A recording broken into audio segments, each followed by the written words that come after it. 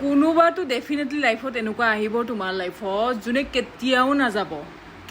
নাযায় সদায় তোমাৰ লগতে থাকিব তুমি যাব দিলেও নাযাব আৰু সদায় তেনেকুৱা পাৰ্টনাৰ এজন চিলেক্ট কৰিবা নিজৰ লাইফত যোনে তুমি যোৱা বুলি ক'লেও নাযায় বুজিছা আৰু তেনেকুৱা আহিব আৰু তাৰ কাৰণে ধৈৰ্য ধৰিব লাগিব তাৰ কাৰণে ৱেইট কৰিব লাগিব তাৰ কাৰণে পেচেঞ্চ থাকিব লাগিব নিজৰ এনাৰ্জিটো ভাল কৰা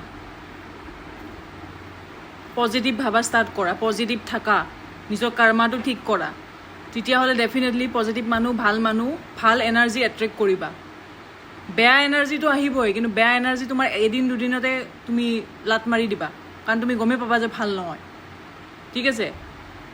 চ' এইটোৱে কথা এনেকুৱা আহিব কোনোবা যোনে সদায় থাকিব তুমি যাব ক'লেও নাযায় ঠিক আছে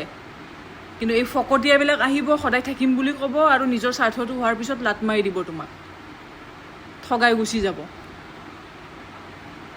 ঠিক আছে চ' সেইবোৰক পাত্তা দি লাভ নাই আৰু সেইবিলাকৰ মিঠা লেকচাৰ শুনি লাভ নাই চিম্পল